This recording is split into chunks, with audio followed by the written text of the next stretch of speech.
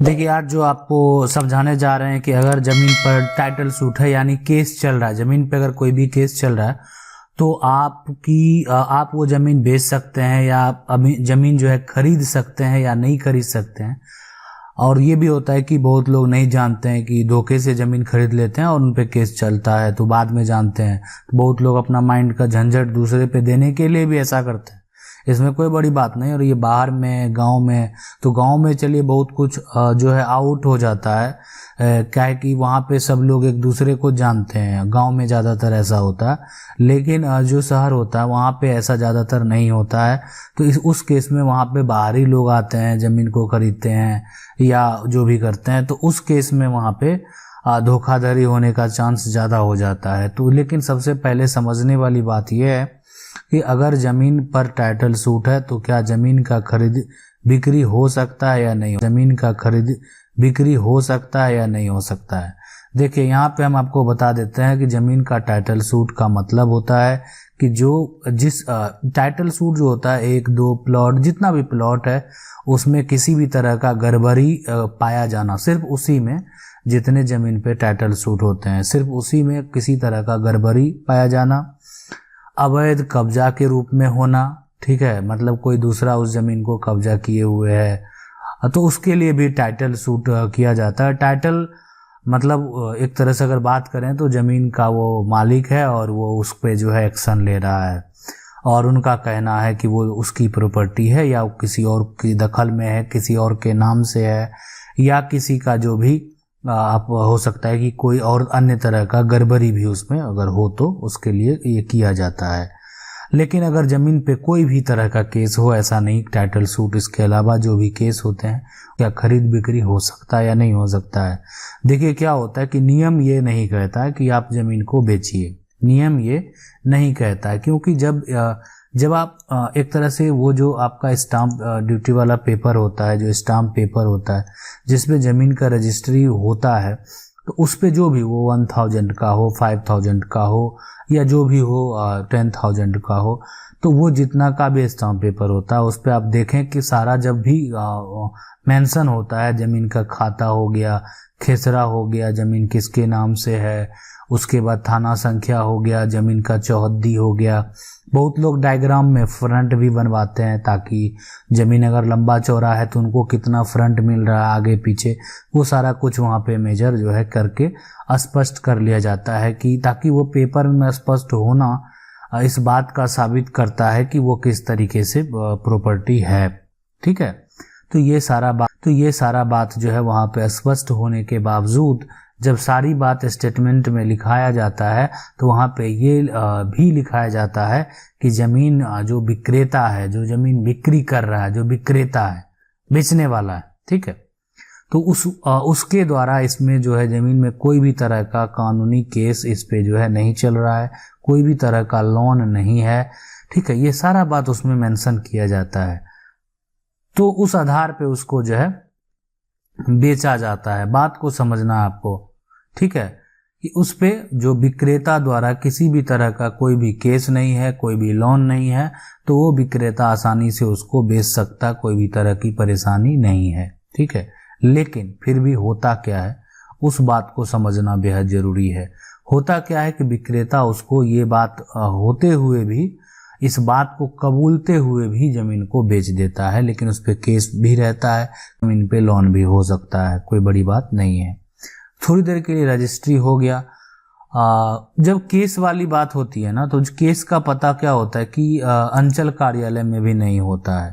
है ना। अंचल अधिकारी को क्या पता कि उस पे केस चल रहा है, तो ज़मीन का दाखिल खारिज भी हो जाता है। मतलब रजिस्ट्री के बाद जो दाखिल खारिज का प्रोसेस है वो भी हो जाता है, उसमें भी रुकावट नहीं लगता है, दाखिल खारिज भी होता है, उसमें भी कोई तरह का टेंशन नहीं होता है। कि अंचल अधिकारी को क्या पता कि इस जमीन पे केस चल रहा है कि नहीं चल रहा है, बहुत तरह की बात है। तो लेकिन अगर कोई उसी का जो जमीन जो एक तरह से विक्रेता है ना, विक्रेता है, अब उसी का कोई परिवार का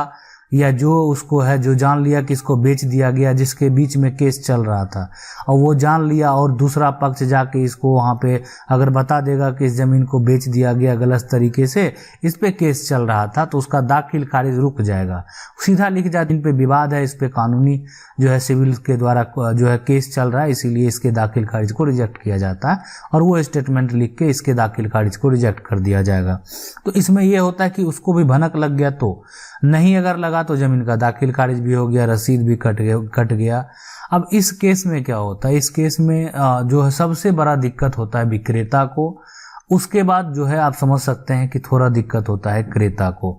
कि अगर मान लेते हैं कि जो जिसके बीच में टाइटल सूट चल रहा था और विक्रेता ने उस जमीन को बेच दिया, हो सकता है कि उनके नाम से, विक्रेता के नाम से गलती से जमीन आ गया हो और वो फ्रॉड के तहत जो है बेच दिया, ठीक है, तो उस केस में नुकसान क्रेता को भी भुगतना पड़ता है, जो खरीदने वाला है उसको भी इस बात का नुकसान भुगतना पड़ता है। इस बात को आप समझिए, उसको भुगतना पड़ेगा, मतलब आप खरीद लिए फिर भी, लेकिन सबसे ज़्यादा जो भुगतना पड़ेगा वो होगा विक्रेता को भी, इसलिए कि उन्होंने क्या किया, उन्होंने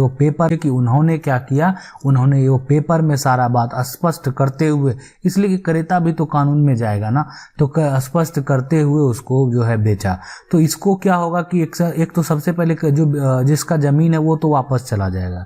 लेकिन अब जो खरीदा है उसको भी एक तरह से कानूनी कार्रवाई में जाना होगा, ताकि विक्रेता से या तो कोई दूसरा जमीन नहीं तो पैसा वसूल सके, ठीक है, तो वो प्रक्रिया उसको भी अपनाना होगा। ठीक है, न्याय मिलता है, ये बात स्पष्ट है, लेकिन थोड़ी आप उलझन में पड़ सकते हैं, ठीक है। तो ये तरह जो ये जानकारी है, तो इसमें क्या होता है कि कोई भी जमीन जो है उससे जो भी जुड़े लोग परिवार के हैं, मेरा कहना क्या है, इतना बताने का मतलब क्या है, उसको आज समझना बेहद जरूरी। तो इन सभी बातों में मेरा कहना यही है कि जो खरीद रहे हैं, जो क्रेता हैं, जो उस चीज़ों को खरीद रहे हैं, उनको क्या करना है, जो खरीद रहे हैं उनको करना क्या है, उनको यही करना है कि जमीन जानकारी लीजिए, जमीन का खाता, खेसरा जो भी है ना, खतियान, ठीक है, नया पुराना को स्पष्ट तरीके से वेरीफाई कीजिए। परिवार के लोग से भी पूछताछ कीजिए, उस खतियान से जो जुड़े लोग हैं, कि क्या इस परिवार में विवाद तो नहीं है। अगर विवाद नहीं है, बाद में विवाद उत्पन्न होता है, मामला को समझिए। अब आपके मन में आएगा कि सर अभी तो विवाद नहीं है, ठीक, बेच दिया उस समय विवाद नहीं है, और बाद में विवाद उत्पन्न हुआ, बाद में जो भी, तो बाद में हुआ तब कुछ भी नहीं होगा, आपका जो भी होगा उनके साथ होगा, आपको कोई तरह का दिक्कत नहीं होगा। विवाद बाद में उत्पन्न हुआ, जमीन का रजिस्ट्री हो गया, जमीन का दाखिल खारिज हो गया, तो ये अगर बाद में विवाद उत्पन्न होता है तो आपको उतना दिक्कत यहाँ पे नहीं होगा,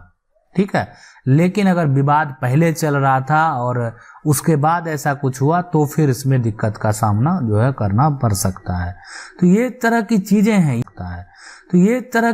हैं, ये चीज अगर आप जो आदमी है वो जागरूक नहीं होगा तो उनको ये धोखाधड़ी का जो है शिकार होना ही पड़ेगा। तो हम क्या बताएं आपको कि जमीन जब आप खरीदें, जहां भी खरीदें, तो आपस में उसके परिवार लोग से भी पूछ लें, ठीक है, आपस में अगर उनका अच्छा संबंध है तो भी ठीक है, और बुरा संबंध है तो भी आपका पूछना फर्ज होता है कि आप उसको खरीद रहे हैं।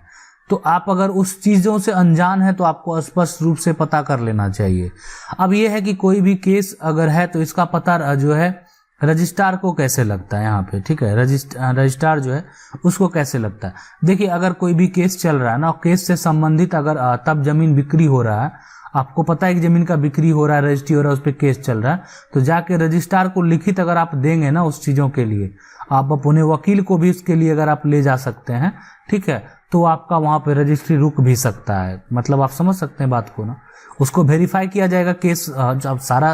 और वकील भी साथ में ले जाएंगे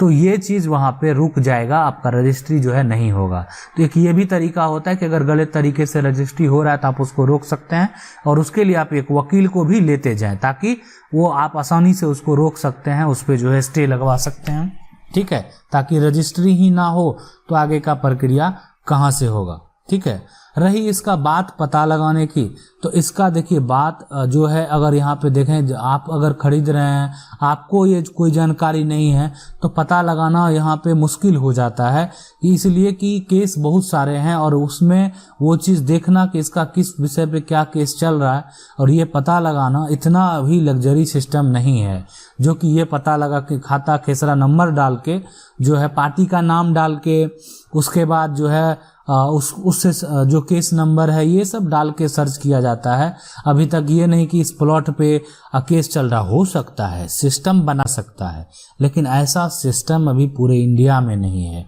जो कि खाता खेसरा डाल के ये देख सकें इस जमीन पे केस चल रहा है या नहीं चल रहा है। हो सकता है आने वाले समय में कुछ भी हो सकता है या नहीं भी हो सकता है, लेकिन अभी फिलहाल आपको इस चीज़ों का जो है पता लगाना होगा, तो वो अगर अगल बगल के लोग से ही जो कि उस जमीन से जुड़े हुए लोग हैं, ठीक है। या अगर जिनके बीच में टाइटल सूट टीएस चल रहा है, दो लोगों के बीच में जो चल रहा है, वो अगर उनको अगर ये पता चला तो वो अपने वकील को लेकर आएंगे, तो ये जो है रजिस्ट्रार के पास जाने के बाद इस पे जो है आवेदन लगवा के उसको रोक भी सकते हैं। आशा करते हैं वीडियो अच्छा लगा होगा। वीडियो अच्छा लगा लाइक जरूर कर दें, चैनल को पहली बार देख रहे हैं सब्सक्राइब करके जो बेल आइकन है उसको जरूर दबा लीजिए। मिलते हैं अगले वीडियो में, तब तक के लिए जय हिंद।